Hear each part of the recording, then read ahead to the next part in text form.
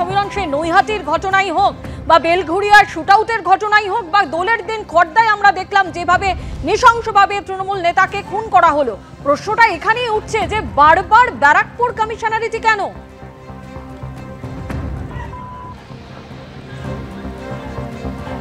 একেবারে যেটা প্রশ্ন উঠছে বারবার ব্যারাকপুর কমিশনারেট কেন, সেক্ষেত্রে দেখা যাচ্ছে যখনই অপরাধ সংগঠিত হচ্ছে ভিন রাজ্যের যোগ থাকছে।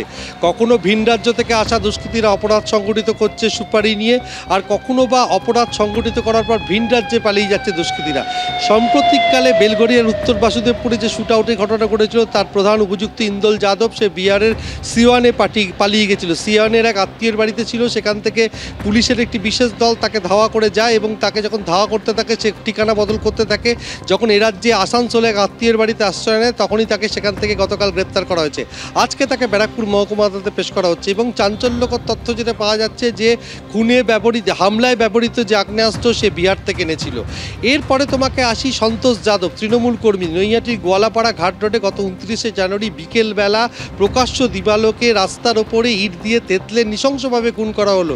সন্তোষ যাদব যাচ্ছিল পুলিশের কাছে অভিযোগ জানাতে, সেই সময় দুষ্কৃতীরা দুটো মোটর বাইকে ধাওয়া করে তার টোটোকে ধাওয়া করে এবং টোটোটাকে আড়াআড়িভাবে রাস্তার পাশে চেপে দেয় এবং সেখান থেকে ছিনিয়ে নিয়ে সন্তোষ যাদবকে রাস্তায় ফেলে এলো পাতারি ইট দিয়ে তেতলে খুন করে। সেই হাড়হিম করা খুন করা সিসিটিভি ফুটেজ সামনে আসে। সেখানে প্রকাশ্যে দেখা যায় যে কিভাবে প্রকাশ্য রাস্তায় দিবালোকের মধ্যে জনবহুল এলাকায় দুষ্কৃতীরা একজনকে তেতলে খুন করছে। এবং যখনই এই ধরনের ঘটনা ঘটে তখন পুলিশের পক্ষ থেকে বলা হয় এই ঘটনা দ্রুত কিনারা করা হয়েছে এবং দুষ্কৃতীদেরকে গ্রেপ্তার করা হয়েছে। কিন্তু প্রশ্ন হচ্ছে দুষ্কৃতীরা গ্রেপ্তার হচ্ছে, ঘটনার কিনারা হচ্ছে, কিন্তু বেপরোয়া দুষ্কৃতী দৌরাত্ম্য কমছে না।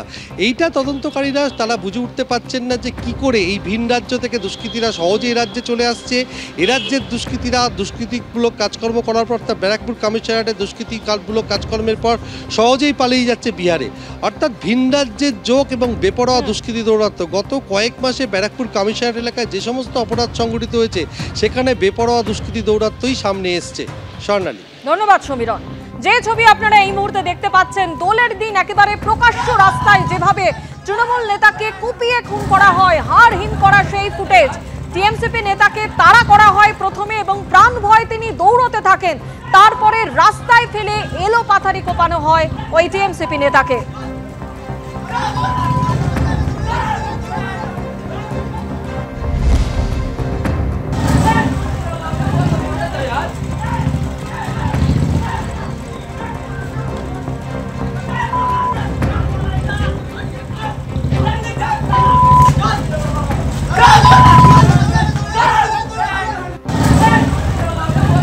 প্রাক্তন পুলিশ কর্তা সলিল ভট্টাচার্য এই মুহূর্তে টেলিফোনে আমাদের সঙ্গে রয়েছেন। সলিল বাবু, পরপর ব্যারাকপুর পুলিশ কমিশনারেট যেখানে দেখা যাচ্ছে নৈহাটি, কখনো বেলঘড়িয়ায় শুট আউট এবং খড়দায় আমরা দোলের দিনই দেখলাম যে প্রকাশ্য রাস্তায় ঠিক কিভাবে তৃণমূল নেতাকে খুন করা হলো। যে প্রশ্নটা উঠছে যে এই যে দুষ্কৃতীদের বেপরোয়া মনোভাব, তাদের বাড়বাড়ন্ত, এর নেপথ্যে কারণ কি?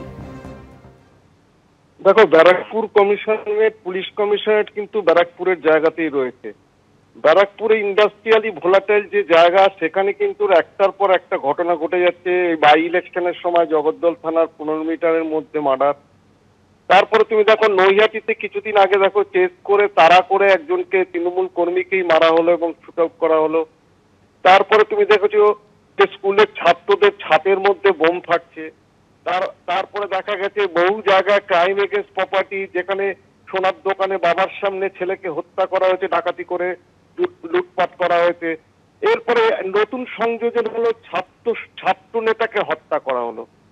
ছাত্র টিএমসিপির ছাত্র পরিষদের এক ছাত্র, তাকে হত্যা করা হলো দোলের দিন বাড়ির থেকে ডেকে। তার মানে কি ভয়টা আর নেই, বা মানুষের প্রশাসন সম্পর্কে rule of law is endangered.